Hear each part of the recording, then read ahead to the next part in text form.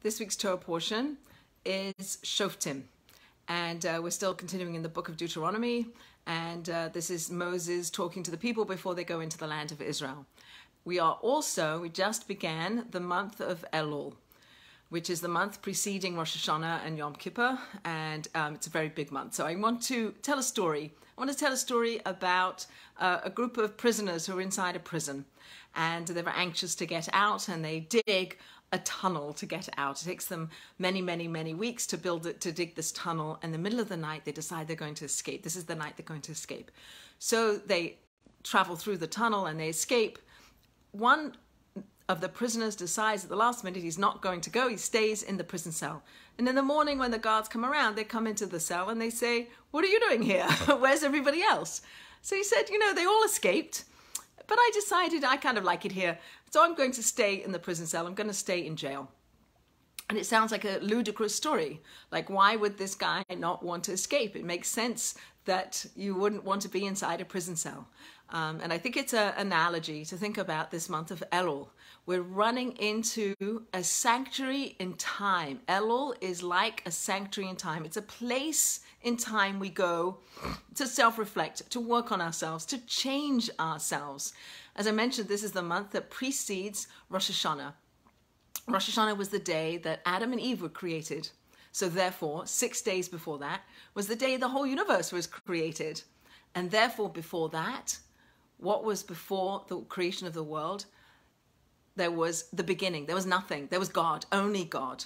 So we, on some level, are in this month before creation. We're in the month that preceded creation. So we are heading towards a new creation. We're heading towards a new beginning. And we can use this month to run to escape the vagaries of life, to self-reflect, to go inside and say, who am I and what do I want to be and what am I going to create myself to be in this coming year? And it is a gift that we're given, that every year we have this special time, these 40 days from the beginning of the month of Elul until Yom Kippur, which is a 40-day period, to recreate ourselves, to say, who am I, what do I want, and what am I going to be, and how am I going to be that?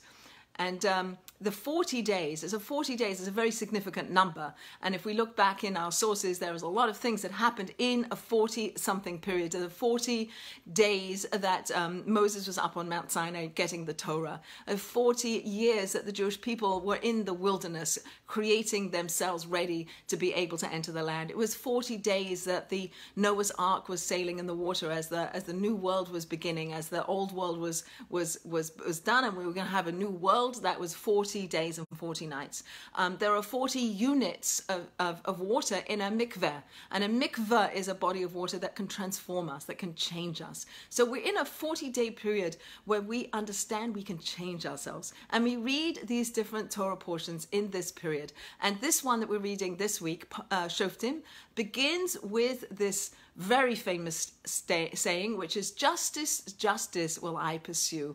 There's a desire for us to have justice, for there to be just justice, justice that is just, and that we put officers at the gates to enforce the justice. So as we're going into the land of Israel, there's the institutions that we need to run the society. There's going to be judges, there's going to be policemen, there's going to be the king over everything. There's going to be priests and there's going to be prophets. And these are the leaders, the institutions that we need to run our society. So it says that there will be officers at the gates. And a very common interpretation of what the gates are is that there are gates into our soul.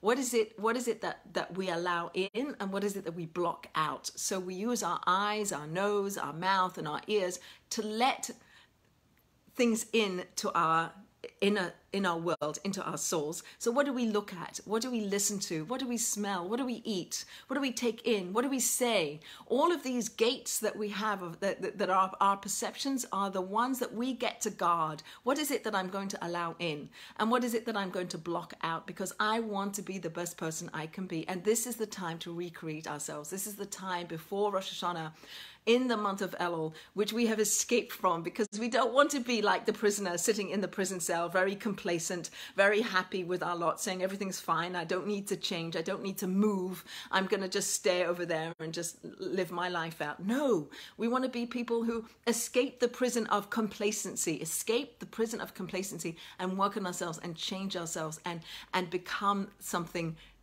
new, and we can do that. And what is it that I want? And that's the key.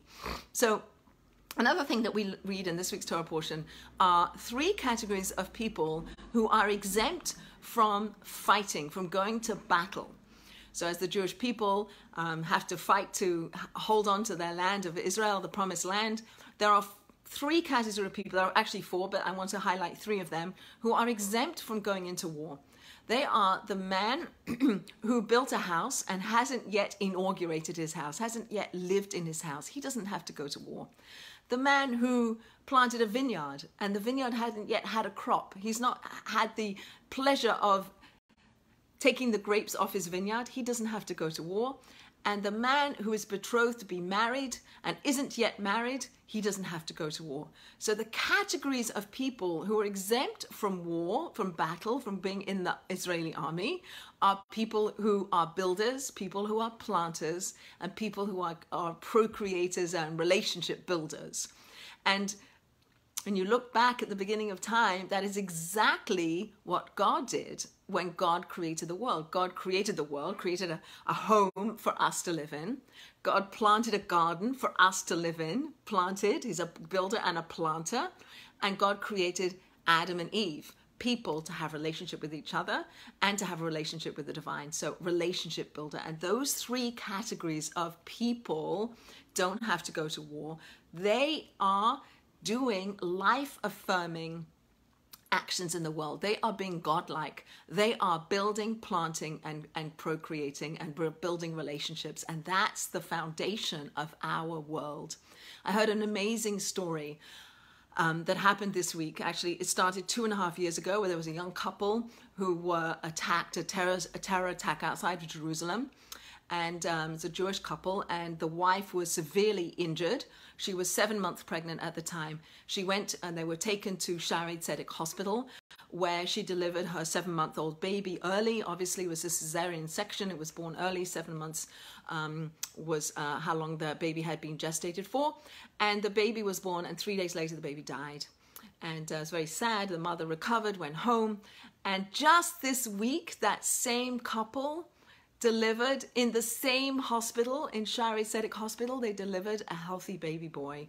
And it was the same staff that was there 2.5 years ago, is the same staff that was there now delivering the healthy baby just this week. And it's a life that we're leading that is affirmative. It's affirming the desire to bring life into the world, to have the courage to say, I lost this baby, but I'm going to have another baby. I'm going to build, I'm going to plant, I'm going to procreate. And that's our way. That's what we do. And so the Torah is telling us, God is telling us, when you are doing these things, these are the things that you should be living for. These are the things you should die for, but you should also live for them. You should live to be builders, you should live to be planters, and you should live to be people who engage in relationship building. And that's very life-affirming, and that's what we're here for. So just to recap, we have to seize the opportunity to run into this month of Elul that we're in now, to recognize that we are, in fact, a little bit before time was created, before the world was created, before humanity was created. We're in this gestational period where we can create ourselves. Who do we want to be?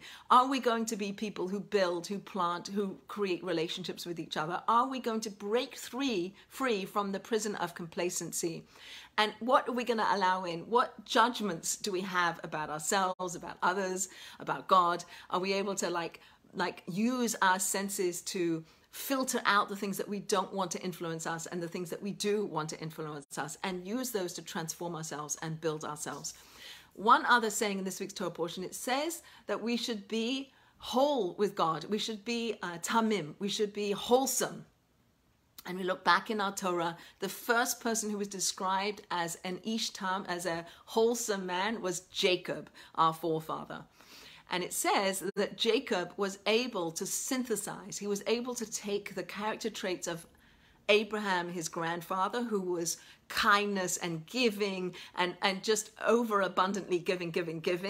He was able to balance the giving nature of his grandfather Abraham with the boundary making, the severity and the strictness of Isaac, his father. Take those two extremes, bring them together and synthesize them into a Jacob who is an Ishtam, a man who is wholesome, a man who's able to balance the giving and the boundaries and be a man of harmony, of Tiferet.